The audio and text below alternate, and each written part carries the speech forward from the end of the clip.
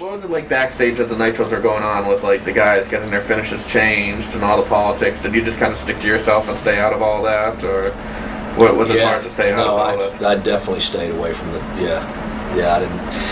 I didn't like that. I didn't like the guys. That's when everybody became for themselves. Each guy was out for himself, and it wasn't about the unity of the show or the way it flowed or the way it came out. It wasn't about the outcome. It was about me. And the dumb bastards didn't realize their paycheck was going to be the exact same, whether they won or lost. And that's something I still don't think some of them get. Like, you guys don't get it, It's not whether you get your hand in the air or you get your back counted out 1, 2, 3. It's about the bottom line. How much do you make? The more business you are, the more chance you have for longevity. That's my opinion. Were you still having fun at that point, or was it like No. It had lost its lure to me for some reason. I guess that's it.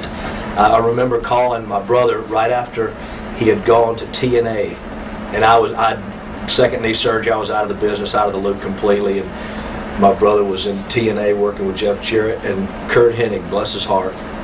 Every time I called my brother at TNA, he would give the phone to Kurt Hennig. It was right there. Obviously, they were sitting together. It was like, so I said, Kurt, man, he said, Brad, what are you doing? Why don't you come up here and work? And I said, I've lost my love for the business. And Kurt said, hell, I lost my love for the business 5 years ago. I just didn't tell anybody. I'm like, oh, that's, and then, bless his heart, he died shortly, not long after that.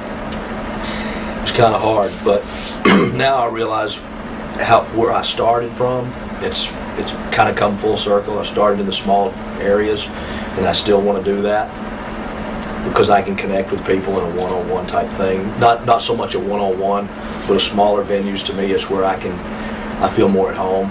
I mean, sure, I'd love to work a big show, and one day I will maybe, but right now I'm pretty pleased with the way it's turned out. So when you were working the Nitros, you really weren't enjoying it, even though that was probably the most exposure you ever had? No, it had become somewhat like a job.